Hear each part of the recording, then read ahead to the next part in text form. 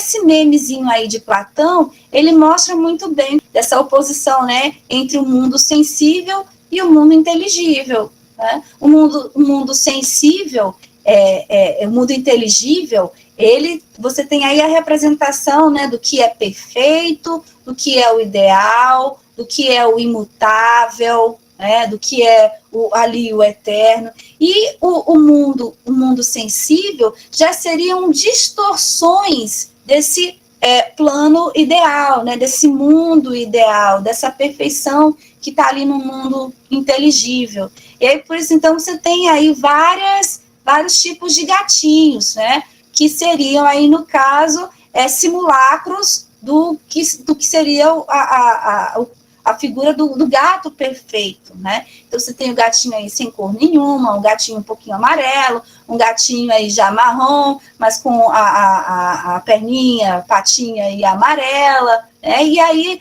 justamente se pensar isso, né? A figura do que seria a figura de uma perfeição num cavalo, né? E aí o que a gente verifica na realidade, né? São apenas imperfeições, mas que são derivadas justamente desse mundo aí inteligível, tá? Inclusive, a querela dos universais, que a gente vai ver lá na Idade Média, lá com São Tomás de Aquino, sendo o grande representante, né, dessa parte da filosofia medieval, eles discutem justamente isso, né? Essa questão dos conceitos, da relação dos conceitos com a empiria, né? O que representaria esse mundo ideal, como a gente é capaz de explicar essa relação do sensível com o inteligível, ok? Então, tá aí, dá para a gente ver aí muito bem como é que o Platão, ele trabalha essa questão do mundo sensível e do mundo inteligível, ok? Muito bem. Agora, tá aí, gente, vocês conhecem essa figurinha, né? Essa pintura aí do mito da caverna de Platão, né? A gente trabalhou isso muito bem na nossa aula, que a gente inclusive falou da Matrix, a gente viu o trailer da Matrix, né? Da relação da Matrix com a caverna de Platão, né? Como é interessante essa questão de você escolher qual pílula você toma, né? A pílula vermelha, a pílula azul, o que a Matrix ela representa, né? E essa questão do Neo que conduz, o Morpheus que conduz o Neo justamente a sair por meio de tomar a pílula vermelha, sair e vir justamente para o mundo do verdadeiro, né? Do que é o verdadeiro. Então, é justamente isso, essa questão do sair da caverna, né? Nós estamos ali presos pelas convenções, pelos valores, pelas informações, pelos tipos de conhecimento ali, daquilo que querem colocar a nós, né? Por isso que nós estamos presos nesses grilhões. Então, esse aqui a gente viu, né, na nossa primeira aula de conteúdo, não vou falar muito, ok? Vou passar o slide. Aqui, gente, aqui é a minha letrinha, tá? Eu espero que vocês entendam. Então, às vezes a gente tem saudade de escrever no quadro.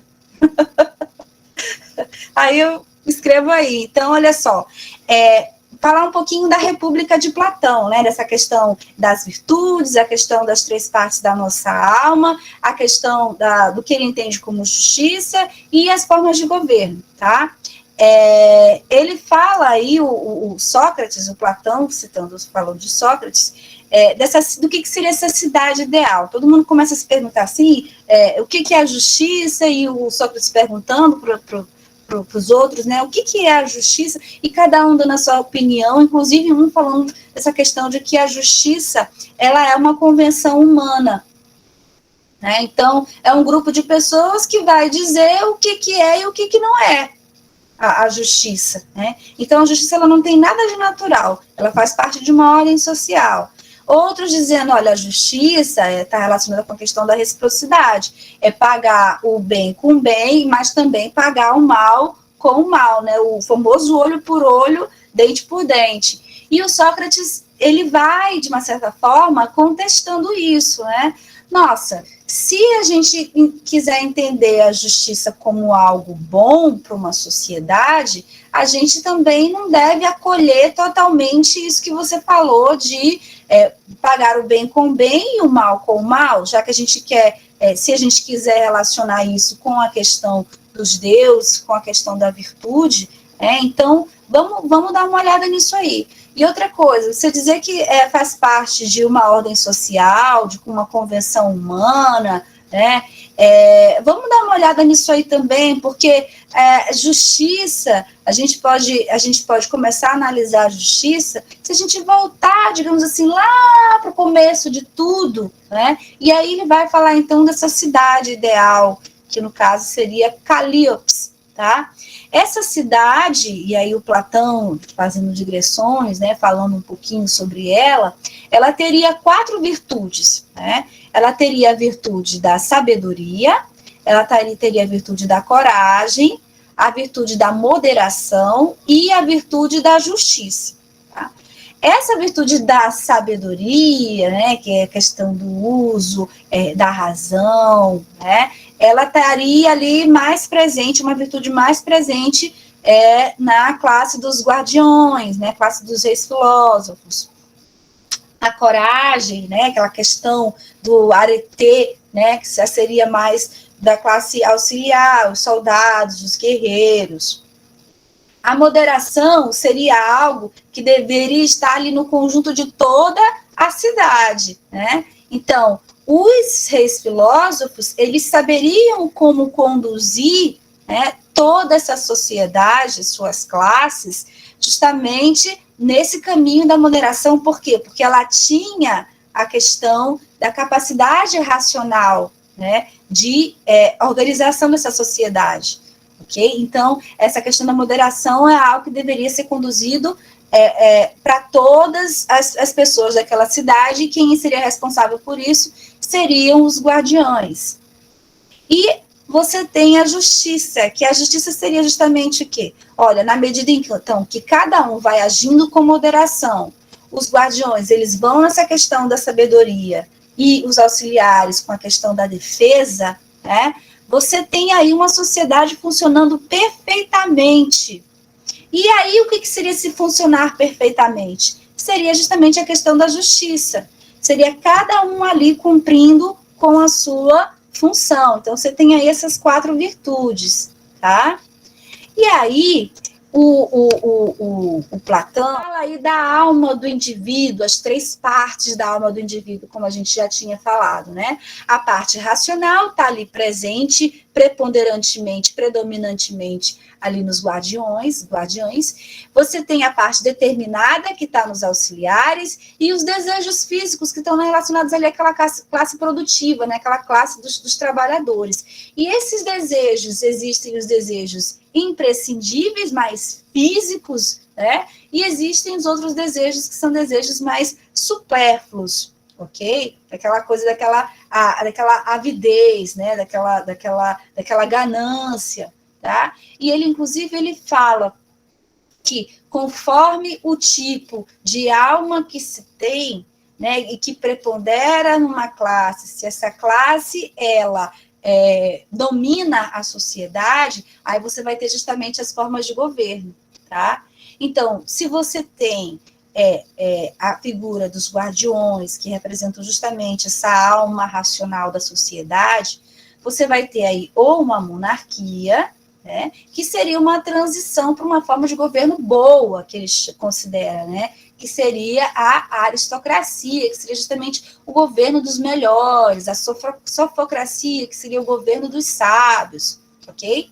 E aí, se é a parte determinada, né, os auxiliares que tem essa parte determinada ali muito presente, não existe essa moderação, e eles acabam tomando o poder político de uma cidade, aí você já vai ter a chamada timocracia, ou timarquia, porque está baseada justamente no timer, né? A questão da honra, na questão daquela coisa ali muito parecida com o que a gente vê em Ilíada, né? Ilíada, em que, por exemplo, o Aquiles, né, muito ali, aquele guerreiro ali, muito voltado para essa questão ali da honra, né? E aí se você tem uma classe de pessoas, como, por exemplo, os trabalhadores, que são dominados, esquece a moderação, eles são dominados pelos desejos físicos, né? E se você tem aqueles que estão ali, onde prepondera desejos físicos, mas desejos físicos imprescindíveis, relacionados à própria sobrevivência, né? Se eles dominam a sociedade, aí você vai ter a oligarquia, né? Mas, se você tem aqueles onde é mais presente, são mais presentes os desejos supérfluos, aí você vai ter a democracia, que, por sua vez, seria uma transição para uma forma de governo ainda pior, que é a tirania, ok? Então, o Platão, ele fala assim, olha, precisa, então, a gente arrumar a casa, é preciso organizar a alma, e só depois que a gente organiza a alma, é que a gente pode partir para a ação, tá? Então, ele vai assemelhar a justiça à questão da saúde do corpo, né? Então, nós precisamos ter a saúde no corpo e a sociedade também precisa ter saúde para que ela possa funcionar perfeitamente. Agora, como que se deve chegar nisso? Através das prioridades. Primeiro, vamos construir um cenário justo. E aí a gente está falando de Platão, hein, gente? Falar de Platão também é a questão do perfeccionismo. Ele fala lá na República, retira todos os indivíduos maiores de 10 anos, manda eles para outro lugar. Vai ficar nessa cidade apenas os de 10 anos para baixo. E esses aí já passa para o segundo momento, né? Que é justamente o aperfeiçoamento do caráter deles. Por meio de quê? De institutos adequados para alcançar isso. Que seria o quê? A doutrinação, né? Que é justamente aquela questão de utilizar narrativas, como as narrativas dos metais, né?